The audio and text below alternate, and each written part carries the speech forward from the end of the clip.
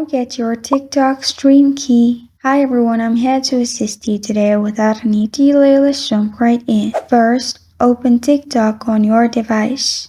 Make sure you're logged in to your TikTok account. Then, click on the plus button at the bottom. After you click on the plus button, you will find this kind of screen. In here at the bottom, make sure you've selected Live and Mobile Gaming. In here, click on Settings at the top.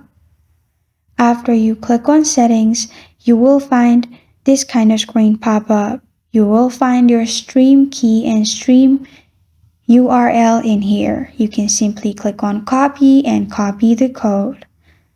And this is how to get your TikTok stream key.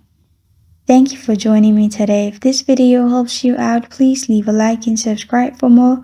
Got a question or want to suggest the topic? Comment below. Thank you for watching.